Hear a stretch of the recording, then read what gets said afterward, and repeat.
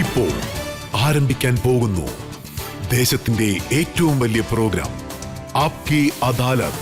രജത് ശർമ്മയോടൊപ്പം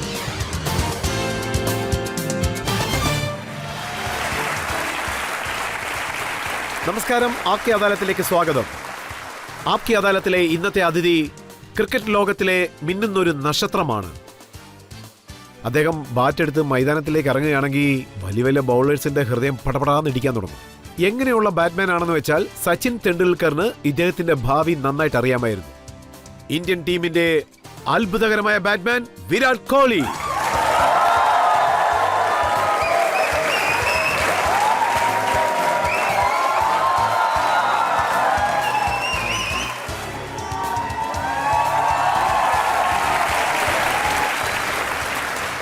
പിന്നെ വിരാട് കോഹ്ലിയുടെ ഈ സ്പെഷ്യൽ ഷോയ്ക്ക് നമ്മൾ ജഡ്ജിയായിട്ട് വിളിച്ചിരിക്കുന്നത് ഫോർമർ ക്രിക്കറ്ററായ യശ്പാൽ ശർമ്മയാണ്. അദ്ദേഹത്തെ സ്വാഗതം ചെയ്യാം.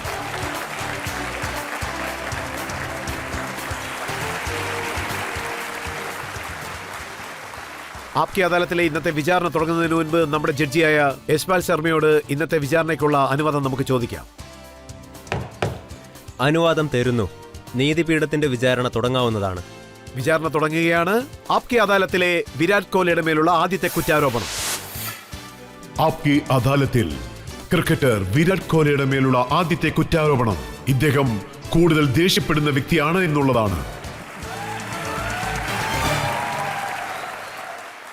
വിരാട്, താങ്കൾ ഗ്രൗണ്ടിലേക്ക് ഇറങ്ങുന്ന സമയത്ത് ബൗളേഴ്സിന്റെ ഹൃദയം വേഗത്തിലായിരിക്കും പിടിക്കാൻ തുടങ്ങുന്നത്.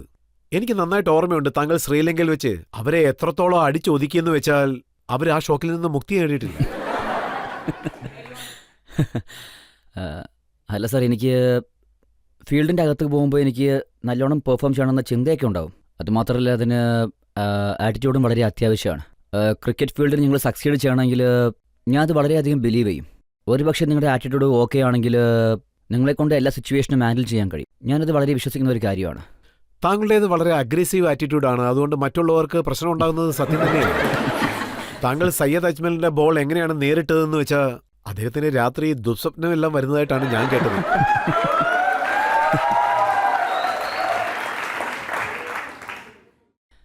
ഇതൊരു തമാശയാണ്. പക്ഷേ ഇതൊക്കെ ഞാൻ പറഞ്ഞതായിട്ട് ഇതൊക്കെ എപ്പോഴും സംഭവിക്കുന്ന കാര്യമില്ലേ. നമ്മളിപ്പോഴും ഒരു ബൗളറിൻ്റെ കയ്യിൽ ഔട്ട് ആവുകയൊക്കെ ചെയ്യുമല്ലോ. സോ എനിക്കത് നല്ലൊരു ദിവസമായിരുന്നു. ഞാനൊന്ന് നല്ലോണം നേരം നന്നായിരുന്നു. അതോ അജ്മലിന് ശരിയില്ല? അതെ, നിങ്ങൾ പറഞ്ഞ ഈ കാര്യം ശരിയാണ്. ഓസ്ട്രേലിയയിൽ ഇന്ത്യൻ പ്ലേയേഴ്സിന് സമയം ശരിയല്ലാത്ത സമയത്ത് എല്ലാ ബാറ്റ്സ്മാൻമാരും ഔട്ടായപ്പോൾ താങ്കൾക്ക് മാത്രം എങ്ങനെ സെഞ്ചുറി അടിക്കാൻ സാധിച്ചു? വലിയ സീനിയേഴ്സിന് പോലും അത് സാധിച്ചില്ല. അതെ സർ, അത് ടീമിന് വളരെ ടഫായ ഒരു സമയമായിരുന്നു. അതോടൊപ്പം ഇത് വളരെ അത്യാവശ്യമാണ്. ഒരു മനുഷ്യൻ തന്നെത്താനെ എപ്പോഴും സംസാരിക്കണം, എന്ത് ചെയ്യണം, എങ്ങനത്തെ മൈൻഡ് സെറ്റ് ആയിരിക്കണം എന്നൊക്കെ. അപ്പോഴാണ് തന്നെത്താനെ സംസാരിക്കുകയും ചെയ്തു, മറ്റുള്ളവരുടെ കൂടെയും സംസാരിച്ചു. അതുകൊണ്ട് എനിക്ക് കുറേ ഹെൽപ്പും മെൻ്റൽ ഹെൽപ്പും കിട്ടി. അതുമാത്രമല്ല, നിങ്ങൾ ഇതുപോലത്തെ സിറ്റുവേഷനിൽ കളിക്കുവാണെങ്കിൽ നിങ്ങൾക്ക് ഒരുപാട് കോൺഫിഡൻസും കിട്ടും. 2012 മുതലുള്ള റെക്കോർഡ്സ് നോക്കുകയാണെങ്കിൽ ഇതുവരെ 5 സെഞ്ചുറി അടിച്ചിട്ടുണ്ട്. അപ്പോൾ പ്ലേയേഴ്സൊക്കെ ഇങ്ങനെ ആലോചിക്കില്ലേ, അദ്ദേഹത്തിന് ചാൻസ് കിട്ടുന്നുണ്ട്, പക്ഷെ നമുക്കൊന്നും അങ്ങനെ കിട്ടുന്നില്ല. ഒരുപക്ഷെ അവരങ്ങനെ ആലോചിക്കുകയാണെങ്കിൽ, ഞാൻ നല്ലോണം കളിക്കുവാണെങ്കിൽ അത് നല്ല കാര്യമല്ലേ. ടീമിന് നല്ല കാര്യം നടക്കണം, അത്രേ ഉള്ളൂ. എല്ലാവരും ചിന്തയും അതായിരിക്കുമല്ലേ. പിന്നെ ടീമിന് വേണ്ടി എത്ര നേരം നിൽക്കാൻ കഴിയുമോ അത്ര നേരം നിൽക്കാൻ ശ്രമിക്കും ഞാൻ. താങ്കൾ വളരെയധികം സമയം കളിക്കും. 125 അടിക്കും, 185 അടിക്കും, 107 എടുക്കും. പക്ഷേ ഇത്രയധികം റൺ എടുത്തതിന് ശേഷം താങ്കൾ ഔട്ട് ആവുന്ന സമയത്ത് ബാറ്റ് പൊട്ടിക്കാൻ ശ്രമിക്കും. അത് പിന്നെ സാർ, എനിക്ക് ചെറുപ്പം തൊട്ടേ ഉള്ള ശീലമാണത്. അതായത് എനിക്ക് ചെറുപ്പം തൊട്ടേ കളിക്കാനുള്ള പാഷൻ ഉള്ളത് കൊണ്ട് ഔട്ടാവുന്നത് എനിക്ക് തീരെ ഇഷ്ടമല്ല. ഒപ്പം എപ്പോഴും നല്ലോണം പെർഫോം ചെയ്യണം. അതുകൊണ്ട് സെഞ്ചുറി കഴിഞ്ഞിട്ടായാലും ശരി, അല്ലെങ്കിൽ 0ൻ്റെ മുമ്പായാലും ശരി, എനിക്ക് ഔട്ടാവുന്നത് തീരെ ഇഷ്ടമല്ല. ഞാൻ എപ്പോഴും ടീമിനെ വിജയിപ്പിക്കാൻ വേണ്ടി ശ്രമിച്ചുകൊണ്ടേയിരിക്കും. അപ്പോൾ എന്നെ കൊണ്ടത് കഴിഞ്ഞില്ലെങ്കിൽ എനിക്ക് ദേഷ്യം വരും, ഞാൻ ബാറ്റ് പൊട്ടിക്കും. ദേഷ്യം കുറച്ച് മാത്രമേ വരാറുള്ളൂ. ഞാൻ കേട്ടത് ദേഷ്യം വന്നു കഴിഞ്ഞാൽ മോശപ്പെട്ട വാക്കുകൾ.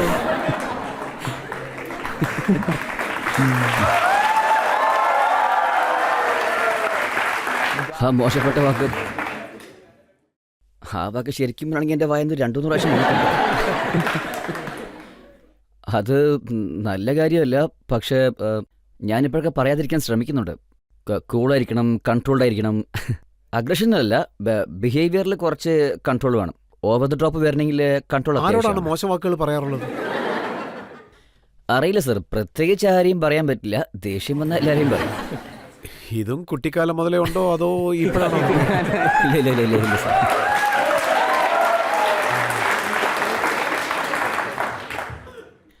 അത് സിറ്റുവേഷൻ അനുസരിച്ചാണ് സാർ.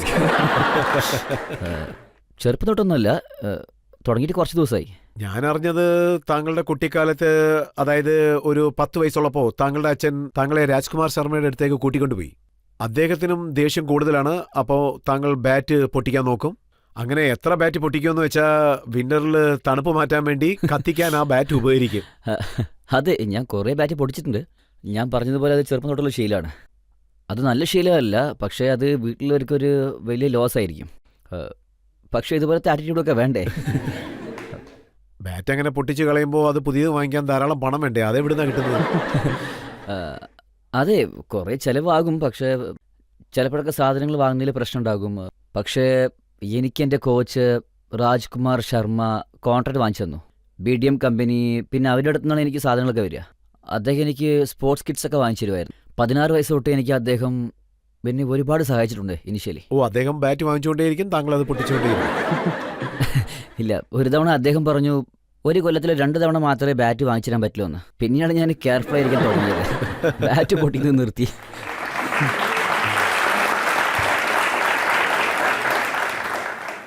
വിരാട്, കുട്ടിക്കാലം മുതലേ താങ്കളുടെ ക്രിക്കറ്റ് പാഷൻ ഞാൻ കണ്ടിരുന്നു. അത് എത്രത്തോളം ഉണ്ടായിരുന്നെന്ന് വെച്ചാൽ, ഞാനൊരു ഇൻസിഡന്റ് കണ്ടിരുന്നു. അതും താങ്കളുടെ 17ാമത്തെ വയസ്സിൽ 19th ഡിസംബർ താങ്കളുടെ അച്ഛൻ മരിച്ച ദിവസം താങ്കൾ ആ ഇന്നിങ്സ് പാതിയിൽ നിർത്താതെ പൂർണ്ണമായിട്ടും കളിച്ചു. അത് എങ്ങനത്തെ ഇൻസിഡൻ്റാണ് എന്ന് വെച്ചാൽ അതെൻ്റെ ജീവിതത്തിൽ വളരെ പ്രധാനപ്പെട്ട ഒന്നാണ്. ഞാൻ ആ ഇൻസിഡൻറ്റിന് ഒരുപാട് കാര്യങ്ങൾ പഠിച്ചു. പ്രോബബ്ലി അത് എൻ്റെ ജീവിതത്തിലെ ഒരു ടഫായ സമയമാണത്. എനിക്ക് എങ്ങനത്തെ ഫീലിംഗ് ആണെന്നും അറിയില്ല, പക്ഷേ ഫുള്ളായിട്ട് കളിക്കണമെന്ന് തോന്നി, അത്രേ ഉള്ളൂ. എൻ്റെ വീട്ടുകാർക്ക് അതാണ് താങ്കൾ ഈ തോന്നിയത്. കാര്യത്തെക്കുറിച്ച് കുറച്ച് ഡീറ്റെയിൽ ആയിട്ട് പറയുകയാണെങ്കിൽ താങ്കളുടെ ഫാൻസിന് ഇൻസ്പിറേഷൻ ആയിരിക്കും. കുറച്ച് ഡീറ്റെയിൽ ആയിട്ട് പറയാൻ സാധിക്കുമോ? ഒരു കാര്യം നമ്മൾ പാഷനോടെ ചെയ്യുവാണെങ്കിൽ നമ്മളെ ആർക്കും ഒരിക്കലും തടയാൻ കഴിയത്തില്ല. അത് കാരണം ഒരു പ്രോബ്ലവും ഉണ്ടാവില്ല. നമ്മളെ ഒന്നും ഒരിക്കലും തടയില്ല. സോ ഇതാണ് കാര്യം. എനിക്ക് ക്രിക്കറ്റാണ് എല്ലാം. ഞാനിത് ചെറുപ്പത്തിൽ തീരുമാനിച്ചു കഴിഞ്ഞു. ഞാൻ സ്പോർട്സിന് വേണ്ടി ഒരുപാട് കാര്യം ഡെഡിക്കേറ്റ് ചെയ്തിട്ടുണ്ട്. എനിക്കൊരു ഇൻസിഡൻറ്റ് സംഭവിച്ചു. അത് എനിക്ക് മാത്രമല്ല എല്ലാവർക്കും ഷോക്കിംഗ് ആയിരുന്നു. ഞാൻ വീട്ടിലെ മൂത്ത എല്ലാവരോടും ചോദിച്ചു ഞാൻ ചെന്ന് ക്രിക്കറ്റ് കളിച്ചോട്ടെ എന്ന്. അവർ സമ്മതിക്കുകയും ചെയ്തു. എന്നോട് ക്രിക്കറ്റ് കളിക്കാൻ പറഞ്ഞു. നിന്റെ ഞാൻ ഡിസിഷനാണെന്ന്. ഇതിനെക്കുറിച്ച് ഓഡിയൻസിനോട് പറയാൻ ആഗ്രഹിക്കുകയാണ്. അന്ന് വിരാട് കോഹ്ലിക്ക് വെറും 17 വയസ്സാണ്. രാത്രി 2 മണിക്കാണ് ഇദ്ദേഹത്തിന്റെ അച്ഛൻ മരിച്ചത്. അദ്ദേഹത്തിന് അന്ന് 54 വയസ്സാണ്. അത് മരിക്കേണ്ട വയസ്സൊന്നും അല്ലായിരുന്നു. അപ്പോൾ ഇദ്ദേഹം ഡൽഹിയിൽ രഞ്ജി ട്രോഫി കളിച്ചുകൊണ്ടിരിക്കുകയായിരുന്നു. ഇദ്ദേഹം 40 റൺ എടുത്തു. എന്നിട്ട് അന്നത്തെ ഇന്നിങ്സ് കഴിഞ്ഞു. പക്ഷേ ഇദ്ദേഹം അടുത്ത ദിവസത്തെ ഇന്നിങ്സ് തുടർന്നു. അതെ, ഞാൻ പോയി. പക്ഷേ ഒറ്റയ്ക്കാണ് പോയത്. വണ്ടിയിൽ ഞാൻ ഒറ്റയ്ക്കായിരുന്നു. എൻ്റെ കൂടെ ഇഷാന്ത് ശർമ്മയാണ് ഉണ്ടായിരുന്നത്. ഞാൻ ദിവസേന അദ്ദേഹത്തെ വഴിയിൽ വെച്ച് പിക്ക് ചെയ്യും. ദിവസേന എൻ്റെ നോർമൽ ബിഹേവിയർ വളരെ വ്യത്യസ്തമായിരിക്കും. ഞാനന്ന് ഓബിയസ്ലി ഷോക്കായതുകൊണ്ട് ഒന്നും സംസാരിച്ചില്ല. അദ്ദേഹത്തിനോട് എന്ത് പറ്റിയും ചോദിച്ചു. അപ്പോൾ ഞാൻ അദ്ദേഹത്തോട് പറഞ്ഞു അച്ഛൻ മരിച്ചു എന്ന്. അപ്പോൾ അദ്ദേഹം ഷോക്കായി അദ്ദേഹം ടീമിനോട് മുഴുവനും പറഞ്ഞു. സോ അപ്പോൾ അവരൊക്കെ എന്നോട് പറഞ്ഞത് ഇത് നിൻ്റെ ഡിസിഷനാണ്, നിനക്ക് കളിക്കണമെങ്കിൽ കളിക്കാം, അല്ലെങ്കിൽ വീട്ടിലേക്ക് പോകണമെങ്കിൽ പോകാമെന്ന് പറഞ്ഞു. അപ്പോൾ എനിക്കൊരു കാര്യം തോന്നി, നമ്മൾ മാച്ച് കളിക്കുവാണെങ്കിൽ ആ മാച്ച് തീർച്ചയായും കംപ്ലീറ്റ് ചെയ്തിട്ട് വേണം പോകാമെന്ന്. സോ അന്ന് രാവിലെ ഞാൻ ആ മാച്ച് കളിച്ചു. 90 റൺ അടിച്ചിട്ടാണ് ഔട്ടായത്. പിന്നെ ടീം തോൽക്കാതെ ഞാൻ രക്ഷിച്ചു. അന്ന് ഞാൻ എൻ്റെ ലൈഫിൽ ഒരുപാട് കാര്യങ്ങൾ പഠിച്ചു എന്ന് വേണം പറയാം. ഒരു പക്ഷേ നമ്മൾ എന്തെങ്കിലും ഡെഡിക്കേറ്റഡ് ആണെങ്കിൽ അതിൽ നമ്മൾ മുഴുവനും ഡെഡിക്കേറ്റ് ആയിരിക്കണം. ഒരു കാര്യവും നമ്മളെ ഡിസ്ട്രാക്ട് ചെയ്യാൻ പാടില്ല. ഇത് ക്രിക്കറ്റിംഗ് എക്സാമ്പിളിൽ വളരെ റെയറായിട്ടുള്ളൊരു കാര്യമാണ് വിരാട്. ഒരു 17 വയസ്സ് പയ്യൻ അദ്ദേഹത്തിന്റെ അച്ഛൻ മരിച്ചതിന് ശേഷവും കളി കണ്ടിന്യൂ ചെയ്ത് 90 റൺസ് എടുത്തു. അതിനുശേഷമാണ് താങ്കളുടെ അച്ഛന്റെ മരണാനന്തര ചടങ്ങിന് വേണ്ടി പോയത്. അതെ, ഞാൻ മാച്ച് കഴിഞ്ഞതിന് ശേഷം അച്ഛൻ്റെ ഫ്യൂണറിലേക്ക് ചെന്നു. അതായത് എനിക്ക് അന്ന് മുഴുവനും എന്താ സംഭവിച്ചെന്ന് പോലും അറിയില്ല. പിന്നെ ഞാൻ ക്രിക്കറ്റ് കളിക്കുക മാത്രമായിരുന്നു സെൻസിലുണ്ടായിരുന്നത്. അതല്ലാതെ എനിക്ക് വേറെ ഒരു കാര്യവും അറിയില്ല. എന്നെ ചുറ്റിലും എന്തൊക്കെ നടക്കുന്നത് പോലും അറിയില്ല. അതെനിക്ക് വളരെ ടഫ് ടൈമാണെന്ന് വേണം പറയാൻ. പിന്നെ അതിനെക്കുറിച്ച് ഇന്നും ആലോചിക്കുമ്പോൾ എനിക്ക് ഒരുപാട് കോൺഫിഡൻസ് കിട്ടും. ഏതെങ്കിലും ഒരു സിറ്റുവേഷനിൽ കുടുങ്ങിയാൽ ഞാൻ ആ ഇൻസിഡൻസ് ഒരു തവണ ആലോചിക്കും. എൻ്റെ ലൈഫിലെ ടഫസ്റ്റായ ഇൻസിഡൻറ്റ് ഞാൻ എങ്ങനെ ഹാൻഡിൽ ചെയ്തു എന്ന്. അതുകൊണ്ട് എനിക്ക് എന്ത് സ്ട്രെങ്ത് കിട്ടിയെന്നും. തീർച്ചയായിട്ടും താങ്കൾ വളരെ നല്ലൊരു കാര്യമാണ് പറഞ്ഞത്. താങ്കളുടെ ജീവിതത്തിലെ വളരെ ഡിഫിക്കൽട്ടായിട്ടുള്ള ഒരു സാഹചര്യമാണ് നേരിട്ടത്. എനിക്ക് തോന്നുന്നത് ഈ രാജ്യത്തിന് ഏത് ബുദ്ധിമുട്ടുള്ള സിറ്റുവേഷൻ വന്നാലും വിരാട് കോഹ്ലിക്ക് സഹായിക്കാൻ സാധിക്കുമെന്ന്. ഹോപ്പ്ഫുള്ളി ഐ വിഷ് എനിക്ക് ചെയ്യാൻ കഴിയും.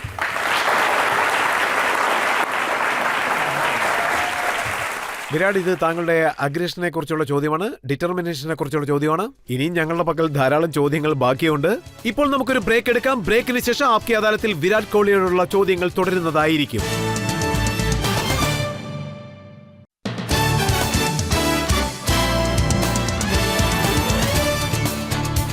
Welcome back. ആപ്കി അദാലത്തിൽ ഇന്നത്തെ നമ്മുടെ അതിഥി സ്റ്റാർ ക്രിക്കറ്ററായ വിരാട് കോഹ്ലിയാണ്. ആപ്കി അദാലത്തിലെ അടുത്ത കുറ്റാരോപണം. ആപ്കി അദാലത്തിൽ ക്രിക്കറ്റ് സ്റ്റാർ വിരാട് കോഹ്ലിയുടെ മേലുള്ള കുറ്റാരോപണം ഇദ്ദേഹം ലൂസേഴ്സ് ട്രാക്ക് ഉള്ള ഒരു വ്യക്തിയാണ് എന്നുള്ളതാണ്.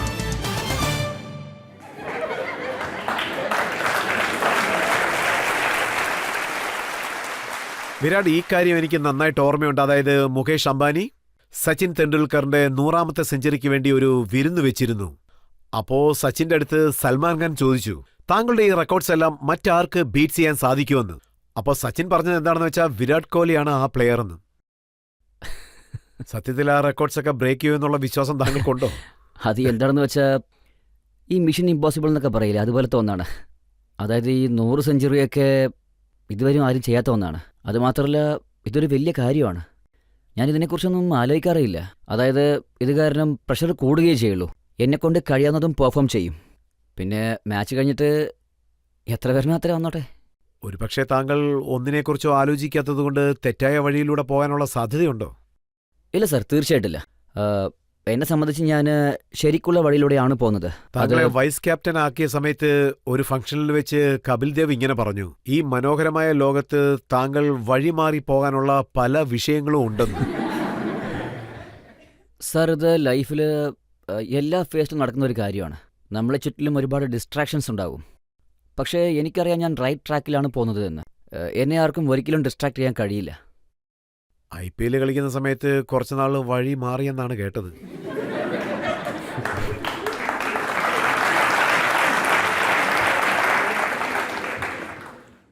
ഇല്ല സർ, IPL നമ്മുടെ ഡിസിഷനല്ലേ, തെറ്റായി പോകാൻ ഒട്ടും ചാൻസ് ഇല്ല. എൻ്റെ ഫോക്കസ് ക്രിക്കറ്റിലായിരിക്കും. അതല്ലാതെ IPL ഒരു റിലാക്സ്ഡായ എൻവയോൺമെൻറ്റ് ഉണ്ടാവും. എല്ലാ കൺട്രീസിൽ നിന്നും പ്ലേയേഴ്സ് വന്നിട്ടുണ്ടാകും. അതുകൊണ്ട് അവിടെ അത്രയും വലിയ സീരിയസ് ആയ എൻവയോൺമെൻറ്റ് ഉണ്ടാവില്ല. പക്ഷേ IPL കാരണം ക്രിക്കറ്റേഴ്സിന് എന്തെങ്കിലും ബാധിപ്പുണ്ടോ? ധാരാളം കളിക്കേണ്ടി വരും, പിന്നെ വളരെയധികം ഫോക്കസ്ഡ് ആയിരിക്കണം. സർ, നമ്മൾ ഒരു കൊല്ലം എത്ര കളിച്ചു എന്ന് അതൊക്കെ ഇൻഡിവിജ്വൽ ബന്ധപ്പെട്ട കാര്യങ്ങളാണ്. ഒരുപക്ഷെ നമ്മൾ IPL വളരെ വാലണ്ടിയർ ആയി കഴിഞ്ഞാൽ അതൊക്കെ ഡിപ്പെൻഡ്സ് അപ്പോൺ ഇൻഡിവിജ്വൽ ആണ്. ഞാനിപ്പോൾ 23 വയസ്സിൽ ക്ഷീണിച്ചു പോയെന്ന് പറയാൻ പറ്റില്ലല്ലോ. എനിക്ക് റെസ്റ്റ് വേണമെന്നും പറയാൻ പറ്റില്ല. ആ സമയത്ത് ഞാൻ എത്ര പെർഫോം ചെയ്യണോ അത്രയും പെർഫോം ചെയ്തു. ആസ് എ ഇൻഡിവിജ്വൽ എന്നെ കൊണ്ടത് പറയാൻ കഴിയും. ഇത് കാരണം എനിക്ക് യാതൊരു പ്രശ്നവുമില്ല. താങ്കളെ വൈസ് ക്യാപ്റ്റൻ ആക്കിയതുകൊണ്ട് താങ്കൾക്ക് എന്തെങ്കിലും ബുദ്ധിമുട്ടുണ്ടോ? ഇത് പറഞ്ഞപ്പോൾ ഞാൻ വളരെ മനസ്സുകൊണ്ട് ഹാപ്പിയായി. ഇതെൻ്റെ ലൈഫിൽ പ്ലസൻറ്റ് സർപ്രൈസ് ആയിരുന്നു. വൈസ് ക്യാപ്റ്റൻ ആയിരുന്നപ്പോൾ എനിക്ക് ഒരുപാട് പഠിക്കാൻ കഴിഞ്ഞു. പിന്നെ ആസ് എ യങ്സ്റ്റർ നമ്മൾ ഇങ്ങനെയൊക്കെ ആലോചിക്കൂ, നമ്മുടെ സ്ഥാനം സ്റ്റാൻഡേർഡ് ആയിരിക്കണം, റെഗുലറായി കളിക്കണം, നമ്മളാ സ്ഥാനം വിട്ട് ഇറങ്ങാൻ പാടില്ല. എനിക്ക് അതുപോലത്തെ ഒരു നല്ല ഡെസിഗ്നേഷനാണ് തന്നിരുന്നത്. അത് കാരണം ഞാൻ വളരെ ഹാപ്പിയായി. വൈസ് ക്യാപ്റ്റന്റെ റോൾ എന്താണ്? സർ, വൈസ് ക്യാപ്റ്റൻ്റെ ജോലി എന്താണെന്ന് വെച്ചാൽ ഫീൽഡിൽ ക്യാപ്റ്റൻ എന്തൊക്കെയാണ് ചെയ്യുന്നതെന്ന് പഠിക്കാൻ പറ്റും. സ്ട്രാറ്റജീസ്, സിറ്റുവേഷൻ ഹാൻഡിൽ ചെയ്യുന്നത്, പ്രസന്റ് സിറ്റുവേഷനിൽ മൈൻഡ് സെറ്റ് എങ്ങനെയുണ്ടാവും, അതെല്ലാം പഠിക്കാൻ പറ്റും. പക്ഷേ ആസ് എ ഹോൾ ടീമിൻ്റെ ഇൻപുട്ട് ഉണ്ടാവുമല്ലോ, അത് എല്ലാ പ്ലേയേഴ്സിൻ്റെ അടുത്തുനിന്നും ഉണ്ടാവണം. ഫുൾ എഫേർട്ട് വേണം. ഈ എഫേർട്ട് ക്യാപ്റ്റൻ, വൈസ് ക്യാപ്റ്റൻ മാത്രം ചെയ്താൽ പോരാ. ക്യാപ്റ്റൻ ഒഴിയെ ബാക്കിയുള്ള 10 പേരിനും ഇൻപുട്ട് വളരെ അത്യാവശ്യമാണ്. പിന്നെ താങ്കൾക്ക് എപ്പോഴെങ്കിലും തോന്നിയിട്ടുണ്ടോ, അതായത് ധോണിക്ക് നല്ല ഇൻപുട്ട് കൊടുത്ത് പിന്നെ ആ പ്ലേസ് റീപ്ലേസ് ചെയ്യണമെന്ന്? ഇല്ല സർ, ഞാനങ്ങനെ ഒരിക്കലും വിചാരിക്കില്ല. കാരണം അദ്ദേഹം ക്യാപ്റ്റൻഷിപ്പിൽ ഇന്ത്യക്ക് വേണ്ടി ഒരുപാട് കാര്യങ്ങൾ ചെയ്തിട്ടുണ്ട്. എൻ്റെ അഭിപ്രായം അദ്ദേഹം കണ്ടിന്യൂ ചെയ്യണമെന്ന്. അദ്ദേഹം താങ്കൾക്ക് ധാരാളം ചാൻസസ് കൊടുക്കുന്നുണ്ടോ? എന്തെങ്കിലും ഫേവറൊക്കെ ചെയ്യാറുണ്ടോ? സർ, അദ്ദേഹത്തിൻ്റെ നല്ല കാര്യം എന്താണെന്ന് വെച്ചാൽ ടീമിൽ ഏതൊരു യങ് പ്ലേയേഴ്സ് വന്നാലും അവർക്ക് ഫുൾ ചാൻസ് നൽകും. പിന്നെ നമ്മളൊരു പക്ഷേ പ്രൂഫ് ചെയ്ത് കഴിഞ്ഞാൽ അതേ പൊസിഷനിൽ കളിക്കാൻ നമുക്ക് അദ്ദേഹം ചാൻസ് നൽകും. നമുക്ക് എല്ലാ മാച്ചിലും കളിക്കാൻ കഴിയും. സോ ഞാൻ അദ്ദേഹത്തിനോട് കടമപ്പെട്ടിരിക്കുന്നു. ഞാൻ ഇതിനു മുമ്പ് ഒരു തവണ പറഞ്ഞിട്ടുണ്ട്, ഞങ്ങൾക്ക് അദ്ദേഹം കോച്ചിങ് തരുമ്പോൾ അദ്ദേഹത്തിനോട് കോൺഫിഡൻസ് വളരെയധികം കൂടുതലാണ്. പിന്നെ എനിക്ക് ഒരുപാട് ചാൻസും തന്നു. അതുകൊണ്ട് എനിക്ക് കൂടുതൽ കോൺഫിഡൻറ്റ് കിട്ടി. എൻ്റെ ടീമിൽ എനിക്ക് സപ്പോർട്ട് ചെയ്തു, എൻ്റെ കോച്ചും എനിക്ക് സപ്പോർട്ട് ചെയ്തു.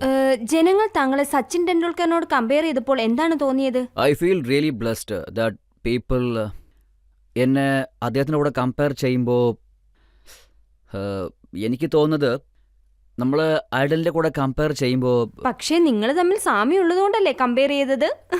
പക്ഷേ അങ്ങനെ പറയാൻ പറ്റില്ല. Main thing is performance. അതായത് നമ്മൾ പെർഫോം ചെയ്തുകൊണ്ടേയിരുന്നാൽ ജനങ്ങൾ കമ്പാരിസൺസ് ചെയ്തുകൊണ്ടേയിരിക്കും. ഞാൻ പറഞ്ഞതുപോലെ ഞാൻ ഇതിനെക്കുറിച്ചൊന്നും കൂടുതൽ ആലോചിക്കാറേയില്ല. I literally worship him. So I don't see too much to these comparisons. I just think about performance. സച്ചിനെ പോലെയുള്ള ഒരു വലിയ പ്ലെയറിനോടൊപ്പം താങ്കൾ ഗ്രൗണ്ടിലുള്ള സമയത്ത് താങ്കൾക്ക് എപ്പോഴെങ്കിലും പേടി തോന്നിയിട്ടുണ്ടോ? അതായത് ഒരു സൂപ്പർ സ്റ്റാറിനോടൊപ്പം ഗ്രൗണ്ടിൽ നിൽക്കുകയാണെന്നുള്ള. തുടക്കത്തിലൊക്കെ പേടിയുണ്ടായിരുന്നു. പക്ഷേ ഞാൻ ഒരു 7-8 വയസ്സ് മുതൽ ഞാൻ അദ്ദേഹത്തെ ടി വിയിൽ കളിക്കുന്നത് കണ്ടുകൊണ്ടിരിക്കുവാണ്.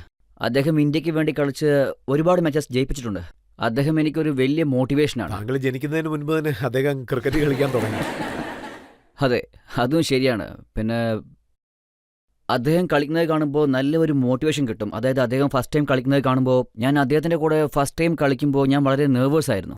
അതോടൊപ്പം ദിവസേന അദ്ദേഹത്തെ കാണുമ്പോൾ, അദ്ദേഹത്തിനോട് മാച്ച് കളിക്കുമ്പോൾ എനിക്കതൊരു വലിയ സ്വപ്നം പോലെയായിരുന്നു. ചെറുപ്പം തൊട്ടേ അദ്ദേഹം കളിക്കുന്നത് ഞാൻ കണ്ടിട്ടുണ്ട്. ഇപ്പോൾ അദ്ദേഹത്തിൻ്റെ കൂടെ കളിക്കാൻ എനിക്കൊരു നല്ല ചാൻസും കിട്ടിയിട്ടുണ്ട്. ഞാൻ വളരെ ലക്കിയായി ഫീൽ ചെയ്യുന്നു. അദ്ദേഹം താങ്കൾക്ക് എന്തെങ്കിലും അഡ്വൈസ് ഒക്കെ തരാറുണ്ടോ? തീർച്ചയായും. നമ്മൾ അദ്ദേഹത്തിൻ്റെ അടുത്ത് ചെന്ന് നമ്മൾ എന്തിനെക്കുറിച്ച് ഡിസ്കസ് ചെയ്താലും അദ്ദേഹം ഒരിക്കലും അവോയ്ഡ് ചെയ്യാറില്ല. അദ്ദേഹം വളരെ ഹംബിൾ പേഴ്സണാണ്. പിന്നെ എപ്പോഴും സഹായിക്കാൻ റെഡിയാണ്. ഞാൻ അദ്ദേഹത്തിൻ്റെ അടുത്ത് നിന്ന് ഒരുപാട് കാര്യങ്ങൾ പഠിച്ചിട്ടുണ്ട്. ഞാനൊരു ഇന്റർവ്യൂ വായിച്ചിരുന്നു. അതിൽ താങ്കൾ പറയുന്നത് എന്താണെന്ന് വെച്ചാൽ യുവരാജ് സിംഗ് താങ്കൾക്ക് വളരെ ക്ലോസ് ആണെന്ന്, എൻ്റെ സുഹൃത്തുക്കളിൽ ഒരാളാണെന്ന്. അദ്ദേഹത്തിൻ്റെ അടുത്തു നിന്നും താങ്കൾ എന്താണ് പഠിച്ചത്?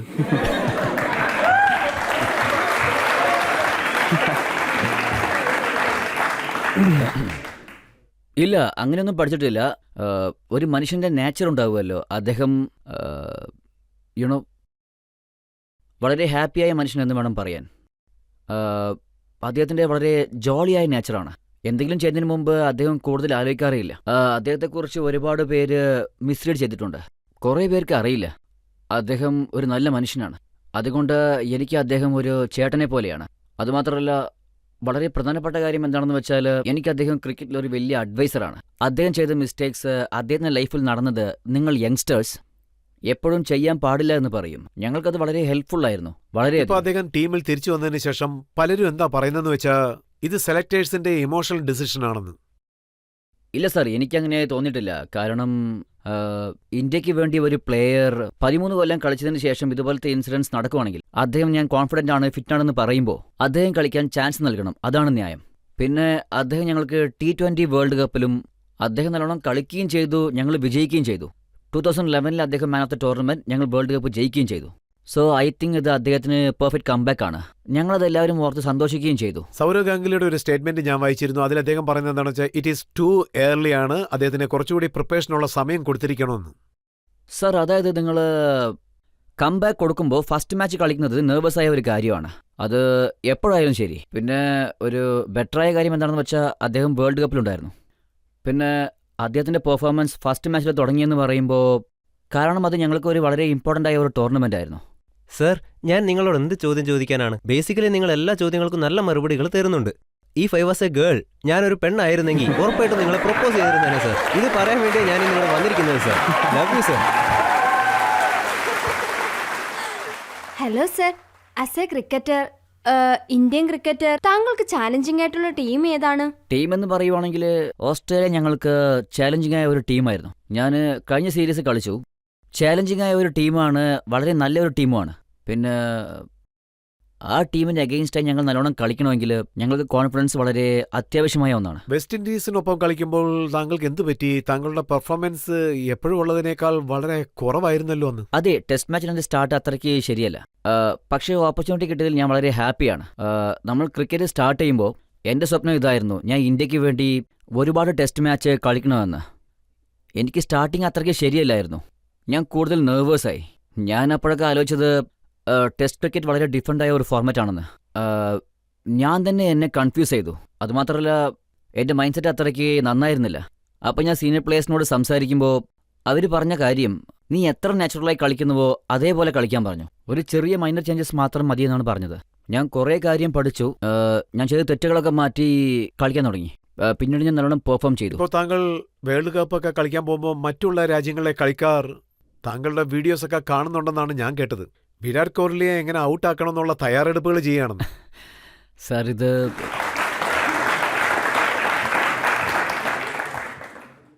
ഐ തിങ്ക് ഇതൊരു താങ്കളൊരു ഇൻ്റർനാഷണൽ ബാറ്റ്സ്മാൻ ആണെങ്കിൽ ഒരുപക്ഷെ ഇതുപോലെ ടീംസൊക്കെ പ്ലാൻ ചെയ്യുവാണെന്ന് താങ്കൾ അറിഞ്ഞാൽ നമുക്ക് നല്ലൊരു ഫീൽ ഉണ്ടാവും. നമ്മൾ നല്ലോണം പെർഫോം ചെയ്യുന്നു എന്നാണ് അതിനർത്ഥം. അതൊരു ചാലഞ്ചും കൂടിയാണ്. അവർ നമ്മളെ അനലൈസ് ചെയ്യുവാണെങ്കിൽ, നമ്മുടെ വീഡിയോസ് കാണുന്നുണ്ടെങ്കിൽ നമുക്ക് നമ്മുടെ ഗെയിമിൽ 2-3 സ്റ്റെപ്സൊക്കെ ഇമ്പ്രൂവ് ചെയ്യാൻ കഴിയും. സോ ഈ ടാലൻ്റാണ് ഇൻ്റർനാഷണൽ ടീമിൽ വേണ്ട അത്യാവശ്യമായ കാര്യങ്ങൾ. ഇതുകൊണ്ട് താങ്കൾക്ക് എന്തെങ്കിലും പേടിയുണ്ടോ? അതായത് അവർ താങ്കളുടെ സ്റ്റൈൽ കണ്ടുപിടിച്ച് താങ്കളെ അനലൈസ് ചെയ്തിരിക്കുകയാണ്, അതുകൊണ്ട് താങ്കളെ ഔട്ടാക്കാനുള്ള എല്ലാ ശ്രമങ്ങളും അവർ ചെയ്യില്ലേ?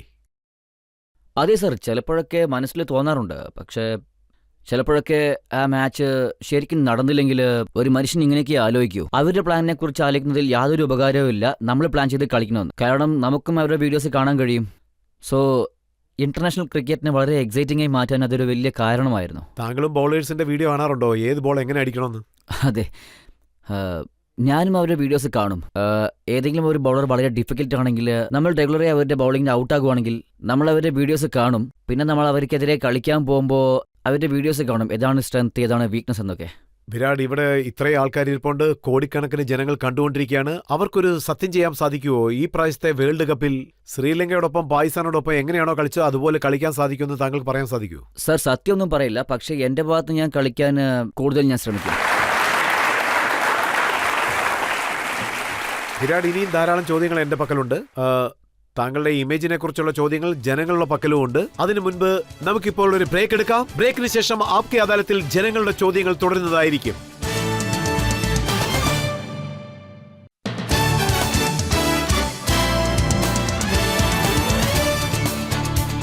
Welcome back. ആപ്കെ അദാലത്തിൽ ഇന്ന് വിചാരണ നടന്നുകൊണ്ടിരിക്കുകയാണ്. നമ്മൾ ചോദ്യങ്ങൾ ചോദിക്കുന്നത് സ്റ്റാർ പ്ലെയറായ വിരാട് കോഹ്ലിയോടാണ്. ആപ്കെ അദാലത്തിലെ അടുത്ത കുറ്റാരോപണം.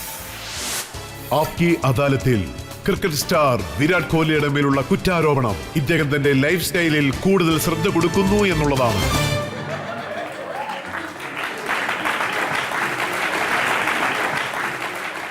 വിരാട്, എൻ്റെ അടുത്ത് ദാ ഈ ഫോട്ടോ ഉണ്ട്. ഇതിന്റെ ടൈറ്റിൽ കോഹ്ലിക്ക് ഫ്ലാറ്റ് ആയിട്ടുള്ളൊരു പെണ്ണ്.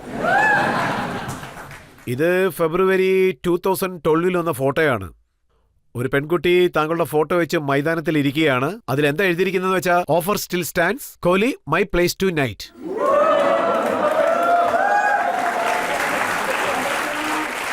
രാത്രി വീട്ടിലേക്ക് വിളിച്ചോണ്ടുള്ള എഴുത്തല്ലേ അത്? സാർ, ഞാൻ എഴുത്ത് കണ്ടു, പക്ഷേ അത്ര ഈ കെയർ ചെയ്തില്ല. ചിലരെന്താ പറയുന്നതെന്ന് വെച്ചാൽ, ഇങ്ങനെയുള്ള ക്ഷണങ്ങൾക്ക് വേണ്ടിയാണ് ലൈഫ് സ്റ്റൈൽ മെയിൻറ്റെയിൻ ചെയ്യുന്നത്. ഇല്ല സാർ, എനിക്ക് അതുപോലത്തെ ഇൻറ്റൻഷനൊന്നുമില്ല. സ്റ്റൈലെന്ന് വെച്ചാൽ നമ്മളൊരു പക്ഷെ നല്ലോണം കളിക്കുവാണെങ്കിൽ നമ്മൾ സെൻസോട് കൂടി എന്തെങ്കിലും ചെയ്താൽ അതിനെ സ്റ്റൈലെന്ന് പറയും. അതിലെൻ്റെ എഫക്റ്റ് ഒന്നുമില്ല. അത്രയ്ക്ക് സ്റ്റൈലിഷ് ആവണമെന്നുമില്ല. താങ്കൾ മോസ്റ്റ് സെക്സി ബാച്ചലർ എന്നുള്ള ഒരു ബുക്ക് നൽകിയിരിക്കുകയാണ്.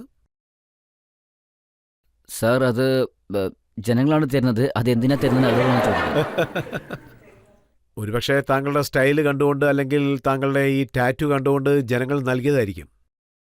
അതെ, ഞാനിതിനു മുമ്പ് ടാറ്റു ഇടണമെന്ന് ഒരുപാട് ആഗ്രഹിച്ചിട്ടുണ്ട്.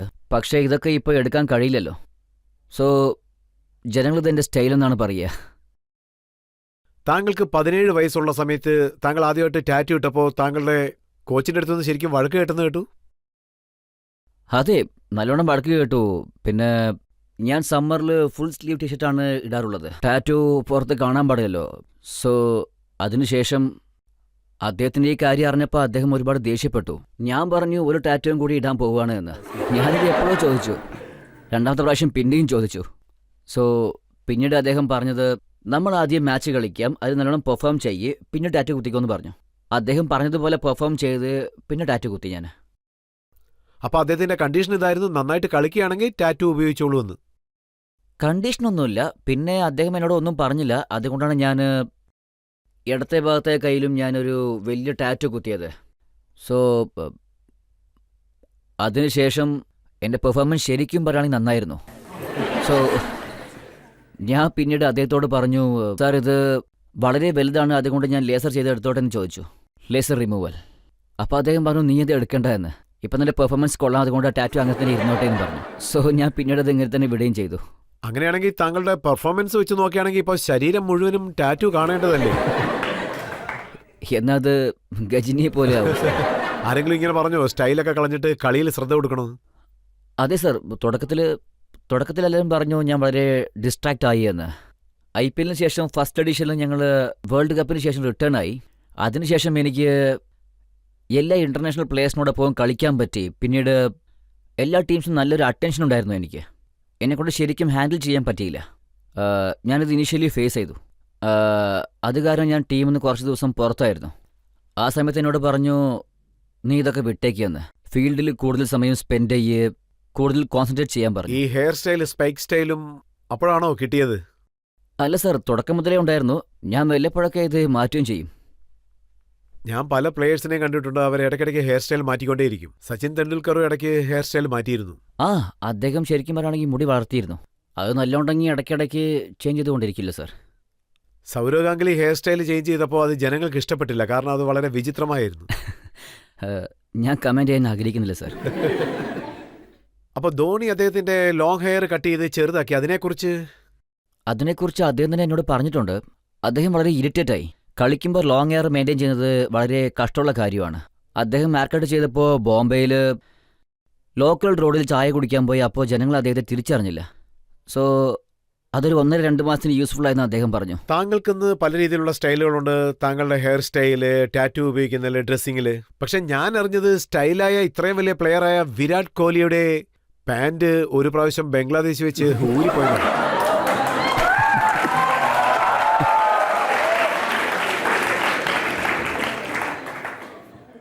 അറിഞ്ഞൊന്നും കേട്ടിട്ടുണ്ടാവും, പക്ഷെ നിങ്ങൾ കണ്ടിട്ടില്ലല്ലോ. അതൊരു എംബാരസിംഗ് ആയ ഇൻസിഡൻ്റ് ആയിരുന്നു. അത് എൻ്റെ ചേട്ടൻ എന്ന് പറയുന്ന മിസ്റ്റർ യുവരാജ് സിംഗ്, അദ്ദേഹം നല്ലോണം ചിരിച്ചു. നിങ്ങളത് കണ്ടിട്ടുണ്ടാവും. നിങ്ങളിതുവരെ കണ്ടിട്ടില്ലെങ്കിൽ കാണാം, അത് യൂട്യൂബിലുണ്ടാവും. താങ്കൾ ധാരാളം ക്രിക്കറ്റ് കളിച്ചിട്ടുണ്ട്, പല രാജ്യങ്ങളിലും കളിച്ചിട്ടുണ്ട്, ഇന്റർനാഷണൽ കളികളൊക്കെ കളിച്ചിട്ടുണ്ട്. ഏത് ബോളറിന്റെ ബോൾ താങ്കൾ ഫേസ് ചെയ്യുമ്പോഴാണ് താങ്കൾക്ക് വളരെയധികം സന്തോഷം നൽകുന്നത്?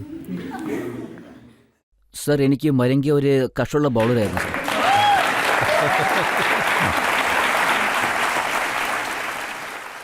സോ ഓസ്ട്രേലിയയിൽ ആ മാച്ച് നടന്നു. ഒരു ഓവർ കളിക്കുമ്പോൾ എനിക്ക് ശരിക്കും പറയുകയാണെങ്കിൽ എനിക്ക് നല്ലോണ്ടായിരുന്നു.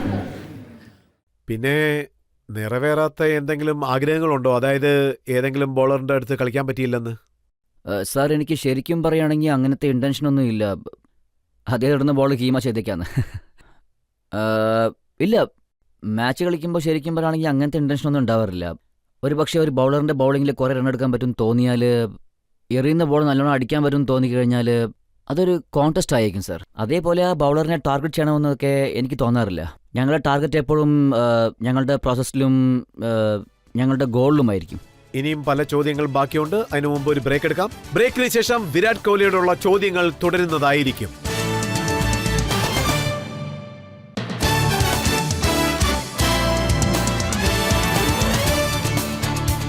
Welcome back. ആപ്കി അദാലത്തിൽ ഇന്ന് നമ്മൾ വിചാരണ നടത്തിക്കൊണ്ടിരിക്കുന്നത് ക്രിക്കറ്ററായ വിരാട് കോഹ്ലിയോടാണ്. ആപ്കി അദാലത്തിലെ അടുത്ത കുറ്റാരോപണം.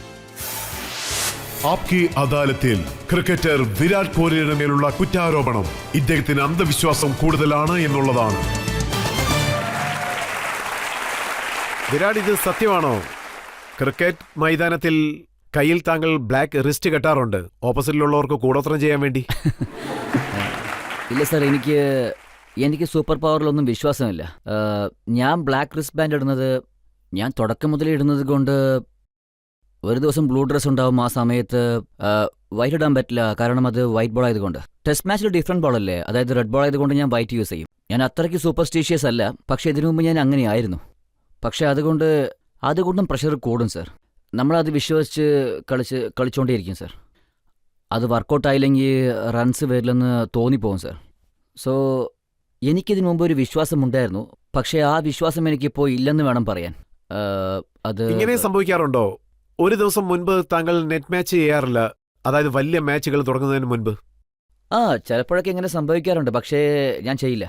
പക്ഷേ നമ്മൾ ഒരുപാട് കളിക്കുമ്പോൾ പിന്നീട് നമ്മൾ എങ്ങനെ ഫീൽ ചെയ്യുമെന്നതിലാണ് ഈ കാര്യങ്ങളൊക്കെ ഉള്ളത്. മാച്ചിന് മുമ്പ് നമുക്ക് നെറ്റിൽ പ്രാക്ടീസ് ചെയ്യണമെന്ന് നമുക്ക് തോന്നൂലേ? ചിലപ്പോഴൊക്കെ തോന്നൂല, പക്ഷെ മറ്റൊരു തവണ ത്രോഡും പ്രാക്ടീസ് ചെയ്യണമെന്ന് തോന്നും. അതിൽ നമുക്ക് ഒരുപാട് കോൺഫിഡൻസ് കിട്ടും. ഇതിനു മുമ്പ് ഞാൻ ഇങ്ങനെയൊക്കെ ആലോചിക്കാറുണ്ട്, പക്ഷേ ഇപ്പോഴൊന്നും ഇങ്ങനെ ആലോചിക്കാറില്ല. എന്തെങ്കിലും ഇങ്ങനെ സംഭവിച്ചിട്ടുണ്ടോ? അതായത് താങ്കൾ ഇങ്ങനെയുള്ള വിശ്വാസങ്ങളെല്ലാം ഉപേക്ഷിച്ചതിന് ശേഷം നന്നായിട്ട് പെർഫോം ചെയ്ത കളികൾ ആക്ച്വലി ഏതെങ്കിലും? എനിക്ക് ഇംഗ്ലണ്ടിൽ ഇങ്ങനെയൊക്കെ സംഭവിച്ചു. വെസ്റ്റ് ഇൻഡീസ് ടെസ്റ്റ് സീരീസിനെ കുറിച്ച് താങ്കൾ പറഞ്ഞില്ലേ, അതിനുശേഷം എൻ്റെ മൈൻഡ് സെറ്റ് വളരെ, അതായത് എൻ്റെ മൈൻഡ് സെറ്റ് അത്രയ്ക്ക് ശരിയായിരുന്നില്ല. അതായത് ഞാൻ വളരെ ലോ ആയി ഫീൽ ചെയ്തു. പിന്നെ ഇന്ത്യ വന്നതിന് ശേഷം എനിക്ക് ബാക്കിൽ ഇഞ്ചുറി ആവുകയും ചെയ്തു. സോ ഞാൻ 15 ഡേയ്സ് ബാംഗ്ലൂരിലായിരുന്നു. എപ്പോൾ നോക്കിയാലും ഒറ്റയ്ക്ക് ട്രെയിനിങ് ചെയ്യുമായിരുന്നു. എന്നെക്കൊണ്ട് ഒരു ആക്ടിവിറ്റീസും ചെയ്യാൻ കഴിഞ്ഞില്ല, കാരണം ഈ ബാക്ക് പ്രോബ്ലം ഉള്ളതുകൊണ്ട്. പിന്നീട് ഞാൻ ഫിറ്റ് ആയതുകൊണ്ട് ഒരു തവണയും കൂടി സെലക്ട് ആയി. ആ സീരീസ് എനിക്ക് വളരെ ഇമ്പോർട്ടൻ്റ് ആണ്, കാരണം ഒരു ബാഡ് ടൈമിന് ശേഷം കംബാക്ക് നൽകുന്നത് വളരെ ഇമ്പോർട്ടൻ്റ് ആയ ഒരു കാര്യമാണ്. സോ ആ സമയത്ത് ഫസ്റ്റ് മാച്ചിൽ റണ്ണടിച്ചു, ബാക്കിയുള്ള 3 കളിയിലും റണ്ണെടുക്കാൻ കഴിഞ്ഞില്ല. ആ സമയത്ത് എൻ്റെ മൂഡ് അല്പം ഡിപ്രസിംഗ് ആയിരുന്നു. പിന്നെ MS ധോണി എന്നെ വിളിച്ച് സംസാരിച്ചു. എൻ്റെ മൂഡ് ശരിയില്ലെന്ന് അദ്ദേഹത്തിന് തോന്നിയിട്ടുണ്ടാവും. അദ്ദേഹം ചോദിച്ചു എന്താ പ്രശ്നമെന്നൊക്കെ. അപ്പോൾ ഞാൻ പറഞ്ഞു എൻ്റെ മൈൻഡ് സെറ്റ് അത്രയ്ക്ക് ശരിയല്ല എന്നൊക്കെ. നീ ഒന്നിനെക്കുറിച്ചും ആലോചിക്കരുത്, നിന്റെ ശ്രദ്ധ മുഴുവനും കളിയിലായിരിക്കണമെന്ന്. സോ അന്ന് ഞങ്ങൾക്കത് ലാസ്റ്റ് മാച്ചായിരുന്നു, 1 ഡേ മാച്ച്. അന്ന് പുതിയ റിസ്റ്റ് ബാൻഡ്, പുതിയ ഗ്ലൗസ്, പുതിയ പാഡ്സ് എല്ലാം, അതായത് പുതിയ ബാഗ്സ്. ഒരു പ്രാക്ടീസും ചെയ്ത് നേരെ പോയി മാച്ചിൽ സെഞ്ചുറി അടിച്ചു. സോ പിന്നെ അതിനെക്കുറിച്ച് ആലോചിക്കാൻ ഞാൻ നിർത്തുകയും ചെയ്തു. ഇതുകൊണ്ട് ഒരു യൂസിലെന്ന് ഞാൻ അറിഞ്ഞു. സോ ആ കളികൾക്ക് ശേഷം താങ്കളുടെ ഇങ്ങനെയുള്ള വിശ്വാസങ്ങളെല്ലാം ഇല്ലാതെയായി, അതായത് വെസ്റ്റ് ഇൻഡീസ് കളിക്ക് ശേഷം. പലരും പറയാറുണ്ട് ഒരുപക്ഷെ ബാറ്റ് കൊണ്ടോ ഗ്ലൗസ് കൊണ്ടോ എന്തെങ്കിലും സംഭവിച്ചാൽ അത് രോഹിത് ശർമ്മയ്ക്കും കൊടുക്കണം, അദ്ദേഹം നന്നായിട്ട് ഇപ്പോൾ പെർഫോം ചെയ്യുന്നില്ലെന്ന്. ഇല്ല സാർ, ഞാൻ പറഞ്ഞതുപോലെ സൂപ്പർസ്റ്റിഷനിൽ എനിക്ക് അത്രയ്ക്ക് വിശ്വാസമില്ല. അതുമാത്രമല്ല ഒന്നും നടക്കാൻ പോകുന്നുമില്ല. പക്ഷേ ഇക്കാര്യവും ഞാൻ കേട്ടിരുന്നു, അതായത് സച്ചിൻ തെണ്ടുൽക്കർ എപ്പോഴും റൈറ്റ് പാഡാണ് ആദ്യം കെട്ടുന്നതെന്ന്. അതിലെന്തെങ്കിലും സത്യമുണ്ടോ? അതെ സാർ, ഞാൻ കേട്ടിട്ടുണ്ട്, പക്ഷെ ഞാൻ ഇതുവരെ നോട്ടീസ് ചെയ്തിട്ടേ ഇല്ല. അതായത് അദ്ദേഹം ഏത് പാഡായിട്ടിട്ടുണ്ടാവുക, അത് അദ്ദേഹത്തിൻ്റെ ശീലമാണ്. അതിനെ സൂപ്പർസ്റ്റിഷ്യസ് എന്ന് പറയാൻ പറ്റില്ല, അദ്ദേഹത്തിൻ്റെ ശീലമായിരുന്നത്. അതായത് നമ്മളത് തുടക്കം മുതലേ ഫോളോ ചെയ്യുന്നത് കൊണ്ട് അതൊരു ശീലമായി മാറിയേക്കും സാർ. സാർ, നിങ്ങൾക്ക് ടെസ്റ്റ് മാച്ച് കൂടുതൽ കളിക്കാനാണോ ഇഷ്ടം, അതല്ല T20 കൂടുതൽ കളിക്കാനാണോ? എനിക്ക് പേഴ്സണലി ഇഷ്ടം കൂടുതൽ ടെസ്റ്റ് മാച്ച് ആയിരുന്നു. പക്ഷേ നിങ്ങൾക്ക് എപ്പോഴും കാണാൻ T20 ആയിരിക്കും വളരെ ഇഷ്ടമുള്ളതല്ലേ? ഇത് എനിക്ക് ഗ്യാരണ്ടി പറയാൻ കഴിയും. പക്ഷേ as A cricketer personally satisfaction, test മാച്ചിൽ പെർഫോം ചെയ്യുന്ന തൃപ്തി T20-ലോ 1 ഡേ മാച്ചിലോ ഒരിക്കലും ഉണ്ടാവില്ല. അദ്ദേഹത്തിന്റെ ചോദ്യം ഇതുവരെ പൂർത്തിയായില്ല. അദ്ദേഹം ചോദിക്കുന്നത് എന്താണെന്ന് വെച്ചാൽ T20 കളിക്കുന്നത് നന്നായിട്ടുണ്ടോ, അതോ IPL കളിക്കുന്നത് നന്നായിട്ടുണ്ടോ, അതോ ആക്ഷൻ ഉണ്ടോ?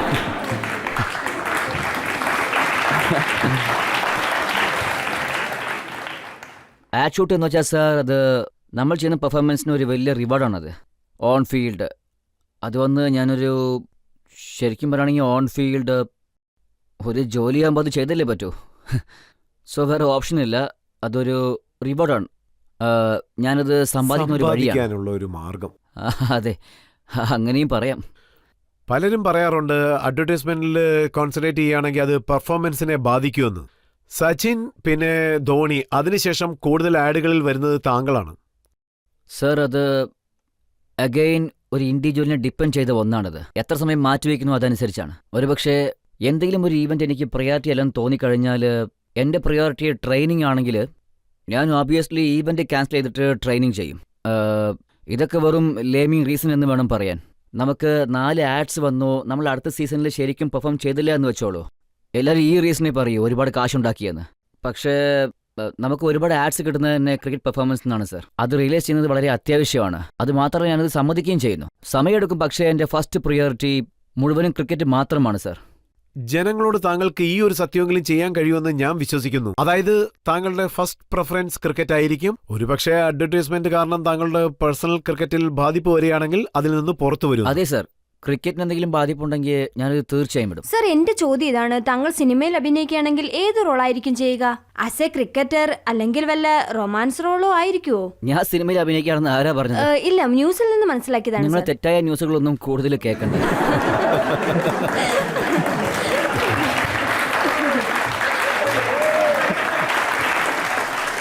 വിരാട്, താങ്കളോട് ഞങ്ങൾ പല രീതിയിലുള്ള ചോദ്യങ്ങളും ചോദിച്ചു. അതിൽ ചില ബുദ്ധിമുട്ടുള്ള ചോദ്യങ്ങളുണ്ടായിരുന്നു, ഈസി ആയിട്ടുള്ള ചോദ്യങ്ങളും ഉണ്ടായിരുന്നു. എല്ലാ ചോദ്യങ്ങൾക്കും താങ്കൾ കൃത്യമായി ഉത്തരം നൽകി.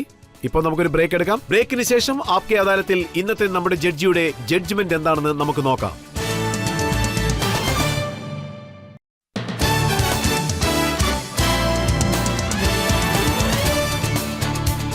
Welcome back. ആപ്കെ അദാലത്തിൽ ഇന്ന് നമ്മൾ വിചാരണ നടത്തിയത് വിരാട് കോഹ്ലിയോടാണ്. നമ്മൾ അദ്ദേഹത്തോട് പേഴ്സണൽ ലൈഫിനെ കുറിച്ച് ചോദിച്ചു, ക്രിക്കറ്റിനെ കുറിച്ച് ചോദിച്ചു, അദ്ദേഹത്തിന്റെ പെർഫോമൻസിനെ കുറിച്ചും ചോദിച്ചു. പിന്നെ ഇന്ത്യക്ക് വേണ്ടി അദ്ദേഹം ഇതുപോലെ തന്നെ കളിക്കുമെന്നുള്ള സത്യവും അദ്ദേഹത്തിനോട് വാങ്ങിച്ചു. ആപ്കെ അദാലത്തിൽ ഇന്നത്തെ നമ്മുടെ ജഡ്ജിയായ യശ്വാൽ ശർമ്മയുടെ ജഡ്ജ്മെന്റ് എന്താണെന്ന് കേൾക്കാനുള്ള സമയം എത്തിയിരിക്കുകയാണ്. ഈ ഒരു വിചാരണയിലൂടെ ഒരു കാര്യം വ്യക്തമായിട്ട് മനസ്സിലാക്കാൻ പറ്റി. വിരാട്, നിങ്ങൾ പറഞ്ഞ കാര്യങ്ങളിലെല്ലാം തന്നെ വളരെ നല്ല കാര്യം എന്താണെന്ന് വെച്ചാൽ നിങ്ങൾ ഒരു തീരുമാനം എടുത്തിരിക്കുകയാണ്. അത് നടപ്പിലാക്കാൻ വേണ്ടി എല്ലാ പരിശ്രമങ്ങളും ചെയ്യുമെന്നതാണ്. പിന്നെ നിങ്ങൾ പറഞ്ഞതിലൂടെ മറ്റൊരു കാര്യവും കൂടി അറിയാൻ കഴിഞ്ഞു. അതായത് നിങ്ങളുടെ ചെറിയ പ്രായത്തിൽ തന്നെ വളരെ ബുദ്ധിപരമായിട്ട് വളരെ ആത്മവിശ്വാസത്തോടെ ചോദ്യങ്ങൾക്ക് മറുപടി തരുന്നുണ്ട്. പിന്നെ നമ്മുടെ രജത് സർ ചോദ്യങ്ങളുടെ ഒരുപാട് ബൗൺസറുകൾ നിങ്ങൾക്ക് നേരെ പ്രയോഗിച്ചിരിക്കുകയാണ്. അതെല്ലാം തന്നെ നിങ്ങൾ വളരെ ആത്മവിശ്വാസത്തോടു കൂടി തന്നെ ഫേസ് ചെയ്തു. പിന്നെ വളരെ നല്ല മറുപടികളും നിങ്ങൾ നൽകി. അതുകൊണ്ട് ഇവിടെയുള്ള എല്ലാവർക്കും തന്നെ അതിലുള്ള നല്ല കാര്യങ്ങൾ അറിയാൻ കഴിഞ്ഞു. ഇതൊക്കെ കണ്ടുകൊണ്ട് തന്നെയാണ് നീതിപീഠം ഈയൊരു തീരുമാനം എടുത്തിരിക്കുന്നത്. അതായത് നിങ്ങളുടെ മേൽ ആരോപിക്കപ്പെട്ടിട്ടുള്ള കുറ്റാരോപണങ്ങളിൽ നിന്നും നിങ്ങളെ പൂർണ്ണമായും വിമുക്തനാക്കുന്നു. പക്ഷേ നീതിപീഠത്തിന്റെ ഒരു അഡ്വൈസ് കൂടിയുണ്ട്. ഇത് നിങ്ങൾ ഓർമ്മയിൽ സൂക്ഷിക്കേണ്ടത് വളരെ അത്യാവശ്യമാണ്. അതായത് എങ്ങനെയാണോ നിങ്ങൾ നിങ്ങളുടെ ഫിറ്റ്നസ് പിന്നെ പെർഫോമൻസിലും ഒരു നിരന്തര പരിശ്രമം എന്നും കാണിച്ചിട്ടുള്ളത്, അത് എല്ലാ കാലത്തേക്കും നിങ്ങൾ കണ്ടിന്യൂ ചെയ്യേണ്ടതുണ്ട്. കാരണം പറഞ്ഞു വരുമ്പോൾ 2011 വേൾഡ് കപ്പിന് ശേഷം എങ്ങനെയാണോ നിങ്ങളുടെ ചിന്തകളിൽ, നിങ്ങളുടെ പെർഫോമൻസിൽ, നിങ്ങളുടെ ഫിറ്റ്നസിൽ ഒരു മാറ്റം ഉണ്ടായിട്ടുള്ളത്, അത് നമ്മുടെ രാജ്യത്തിന് ഗുണകരമായിട്ടുള്ള ഒന്നാണ്. പിന്നെ ഞങ്ങൾക്ക് മറ്റൊരു പ്രാർത്ഥന കൂടിയുണ്ട്. അതായത് ഇത് നിങ്ങൾ ഇങ്ങനെ തന്നെ തുടരേണ്ടതുണ്ട്. പിന്നെ നിങ്ങൾ ഓരോ പീരീഡുകളിലും ഇന്ത്യക്ക് വലിയ വിജയങ്ങൾ സമ്മാനിച്ചിട്ടുണ്ട്. ഇതുപോലെ തന്നെ നമ്മുടെ പതാക ഇനിയും പറക്കണം. അതായത് നമ്മുടെ രാജ്യത്തിന് ഇനിയും നിങ്ങൾ ഒരുപാട് വിജയങ്ങൾ നേടിത്തരണം. വിരാട് കോഹ്ലി ഇതുപോലെ തന്നെ ഇനിയും പെർഫോം ചെയ്തുകൊണ്ടേയിരിക്കും. തന്റെ ബാറ്റ് വെച്ച് പെർഫോമൻസ് നന്നായിട്ട് ചെയ്യും. ഇന്ത്യയുടെ പ്രശസ്തി ഉയർത്തിക്കൊണ്ടേ പോകും. എതിർ ടീമിനെ തോൽപ്പിക്കുമെന്ന വിശ്വാസത്തോടു കൂടി ഈ വിചാരണ ഇതോടെ അവസാനിക്കുകയാണ്. അടുത്ത എപ്പിസോഡിൽ പുതിയൊരു അതിഥിയോടൊപ്പം വീണ്ടും വന്ന് ഞാൻ കാണുന്നതായിരിക്കും.